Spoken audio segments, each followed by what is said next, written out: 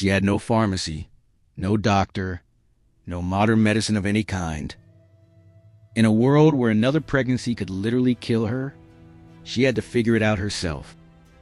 And the methods she used, some of them actually worked. Scientists tested them. The results shocked the entire medical community. Stay until the end, because one of these plants is still being studied for use today. First, understand why this mattered so much. In the Stone Age, childbirth was one of the leading causes of death for women. Without medical intervention, complications during birth were fatal. No surgery, no blood transfusions, no emergency care. Every pregnancy was a gamble with her life. There was also the survival math. Too many children too close together, and the entire family starved. Ancient humans understood this, and they acted on it. The first method was biological and accidental. Extended nursing suppresses ovulation naturally. Primitive mothers who nursed for 3 to 4 years were using their own bodies as contraception without fully understanding the mechanism. But beyond biology, ancient women developed an entire knowledge system. Passed woman to woman, mother to daughter, healer to healer. For thousands of years, quietly and deliberately. This knowledge was almost entirely held by women. Men in ancient tribes often had no idea it existed. And that was completely intentional. Archaeologists and ethnobotanists have now cataloged dozens of plants used across ancient cultures for contraception. And when modern researchers tested them, the results were remarkable. Wild carrot seeds, known today as Queen Anne's lace, used across ancient Mediterranean and Middle Eastern cultures for thousands of years. Modern studies confirmed that compounds in wild carrot seeds actually block progesterone synthesis, interfering with implantation. Ancient women were right. They had no laboratory, no chemistry degree, just generations of careful observation and past knowledge. And they identified a real mechanism that science confirmed thousands of years later. Pennyroyal, used across ancient Greece, Rome, and indigenous American cultures. Small controlled amounts were used to regulate menstrual cycles. Ancient healers understood something critical. The dose made it medicine or poison. This precision knowledge, knowing exactly how much, when, and how to prepare it, took generations to develop. One wrong measurement had fatal consequences. These women were essentially pharmacists operating without a safety net. Ancient Egyptian texts, some of the oldest medical documents ever found, recorded pomegranate mixed with other compounds as a contraceptive. Egypt, 1957-50 BC. Written down, preserved, passed forward. The Ebers Papyrus, an ancient Egyptian medical text, contained specific contraceptive recipes. Women in 1550 BC had written instructions for this. Let that sink in. The most famous ancient contraceptive was Silphium, a plant so widely used in ancient Rome and Greece that it was literally driven to extinction. It appeared on coins. It was worth its weight in silver. Demand was so high from across the ancient Mediterranean world that the last known plant was consumed around 100 AD.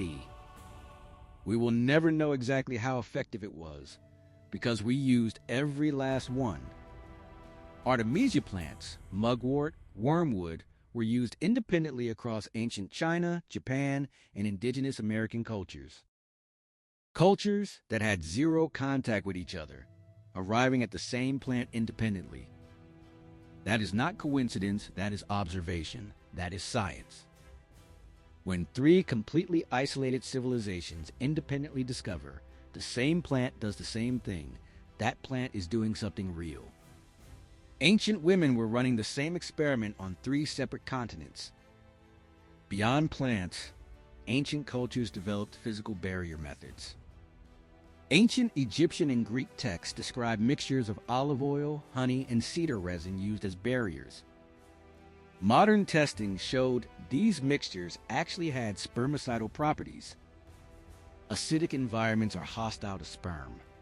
Ancient women discovered this through observation long before anyone understood why. Lemon juice, vinegar, pomegranate acid, all documented, all with real biological basis. This knowledge was taught woman to woman in private. In a world where a woman had almost no legal rights, controlling her own reproduction was one of the few powers she held. And she protected that knowledge fiercely. In many ancient cultures, male authorities tried to control women's reproduction. Women continued practicing their methods anyway, quietly, collectively, across generations. The knowledge survived because women refused to let it die. This knowledge chain survived the fall of Rome, survived the Middle Ages, survived centuries of suppression. Passed hand to hand, woman to woman, generation to generation, until modern medicine arrived and said, actually, you were right. Here is where this story becomes extraordinary. The modern birth control pill, developed in the 1950s, is derived from compounds found in wild yams, a plant ancient Mexican and indigenous cultures had used for centuries for exactly this purpose. The scientist who developed the pill, Carl Gerasi, traced the key compound directly back to indigenous plant knowledge. The ancient women who first identified that plant, they started a chain that ended in the most widely used contraceptive in modern history. Those women never got credit. They never got recognition. Most of their names are lost to history. But every modern woman who has ever taken a birth control pill is, in a direct biological line, benefiting from their work. Wild carrot seeds, the ones ancient women used, are currently being actively researched as a potential non-hormonal contraceptive. Ancient knowledge is sitting in modern laboratories right now being validated. For centuries, this knowledge was dismissed as superstition, as primitive, as unscientific. Modern pharmacology is now going back through ancient texts, plant by plant, and finding real biological mechanisms behind practices that were called folklore. The Ebers Papyrus from 1550 BC described contraceptive methods that modern science has now partially validated. 3,500 years later, they were not wrong. They were just early. Here is what this story is really about. Ancient women were not passive. They were not helpless. They were not simply at the mercy of biology. They were scientists, working with the materials available to them. The desire to control reproduction is not modern. It is not a product of feminism or the 20th century. It is one of the oldest human drives ever documented. Ancient women acted on it 300,000 years ago, with everything they had. Think about what it took. No written language for most of human history. No formal education, no scientific method as we define it. Just careful observation, honest results, and the willingness to pass what worked to the next generation. That is science, stripped to its purest form. Every generation of women added to this knowledge, corrected it, refined it, protected it, until modern medicine had the tools to finally catch up and confirm what they already knew. That woman at the beginning, sitting alone by her fire with her plants, she wasn't doing something primitive. She was doing something profound. So here is what I want to know.